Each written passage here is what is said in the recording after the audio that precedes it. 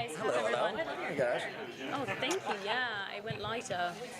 Oh, thank you. Happy Friday. Happy Comic-Con day. It doesn't feel like a Friday when you're at Comic-Con though, does it? It feels like a weekend, let's be honest.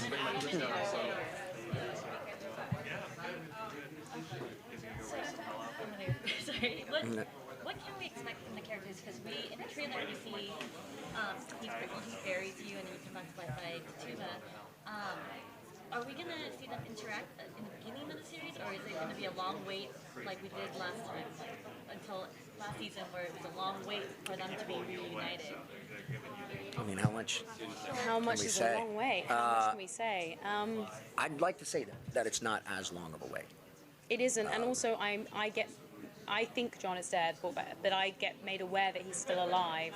So there's a lot of kind of interaction even when there isn't, like trying to find him, be together. Me trying to decide if she's even an apparition when I see her.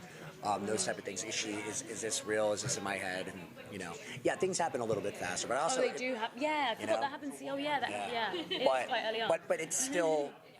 It's still confusing. It's still a little, at least for John, to wonder what's truly going on.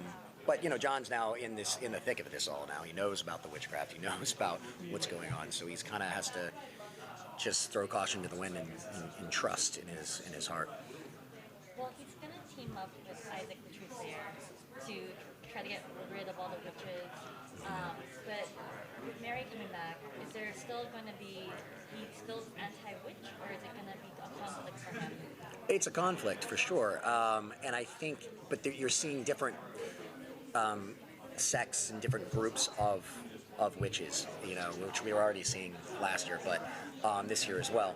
You now have, it's kind of for the greater of good that he kind of put some of this aside, because their son is now the devil, and he is now opening up hell. He's bringing hell to that, so it's more of a combined effort. I think you're less worried about the witches and more worried about hell on earth and the devil. So you find that everyone's forming alliances where they wouldn't usually, in order just to survive. Last season, John got Mark to put on. We saw the steps last season whenever you. Yeah, it was fun. It was a lot of fun. No. That's not, he, at the end of season 2, when he's dying and Mary gives her life to him, that power that temporary power that he had developed is taken away. So he comes back more human, probably more human than he ever was at the beginning of season 3. Season 1, he's lost and lost here. Season 2, he's a completely different, person. And season 3, he's kind of coming back to just being what John Alden would be if he was living in Salem. You guys doing background reading of the Salem trials to kind of help you get into character? Wait, that really happened? All of what we've done in 3 seasons really happened. We did. Yeah. During season 1. Yeah. Oh yeah. It is. Oh yeah. You can't. I felt like I didn't want to get too married to the historical facts that we had, because otherwise we're not making a documentary, and the writers they've kind of expanded the world, and rather quickly too. So I feel like you embrace that it was a period in time, but we're making like a fantasy show in some ways as well. So the fun part of it is finding, especially season 1, is when we were really dealing with more of the trials. Now we've expanded the universe, but it was finding these historical pieces of fact and then messing with it a little bit, or having a character come that's being introduced, which I think they've continued to do throughout the seasons, that are real people from back in that time, starting off the character similar to that historical person and then bending the rules after that. And that's what the historical fiction can be. So yeah, for me, it's been a while doing the research, but it was a lot of it. Season 1 is 3 years ago. You find the show walks a fine line between gothic romance and horror. Do you have a preference for which way to go?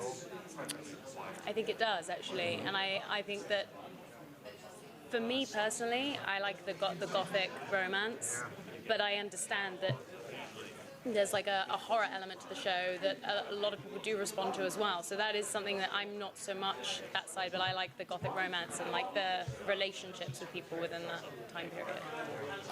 I like them both. I'm a massive horror movie fan, so I do love the horror part of it.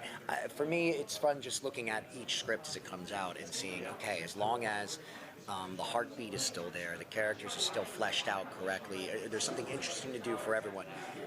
Mary and John can continue to have their tug of war, but there needs to be, because just being a horror fan, as long as each episode has some great thing to pull the audience in from a different perspective as well. And if that's a new creature, or if a new monster, or a new effect, or a new a spell, then we have to keep that ante going. Just as a fan of horror, I think that's a good thing to do. We have like 2 great ones in the first episode of season 3, so I'm looking forward to seeing what people think of that. A lot of responsibility has really been put on Oliver Bell's shoulders to really carry this persona of the devil. Like, was there ever a moment when you saw him that you were just like, wow, he's really a little creepy now? All the time. And All you the got time, to and he gets, work with him all the time. Yeah. he gets better and better, and the writers really took a gamble because, you know, he has school and everything else. They gave him a lot of responsibility this season, and he was incredible and so much fun to work with. I think you guys are going to be scared shitless when you see this season. And You had a Stephen Lang season 1, you had a Lucy Lawless season 2. And you've got Oliver And then Bell. we're like, you give you Oliver Bell, this Season kid, 3. for season 3, and he really does an amazing job. How difficult do you think it will be for Mary and John to defeat their own kid or their own son? Because, you know, you have to. I mean, I don't know if there's a way to defeat the devil that's on Earth. I mean, we're going to try everything that we can. You'll see a lot of trying. A lot of trying. You'll see a but lot of it's- ideas, yeah. A lot of ideas, a lot of trying, but this is something that, I mean, it changes the whole world forever, you know? And you felt that at the end of season 2, so there's no point in like doing a season 3 where like episode 2, we're like, oh great, we got rid of that guy. Let's like hang out in Salem some more. Right. You know, the whole world has changed. Okay. All right. Thanks, everyone. We need to take them. Thanks, guys. Thank you. One more table. All right.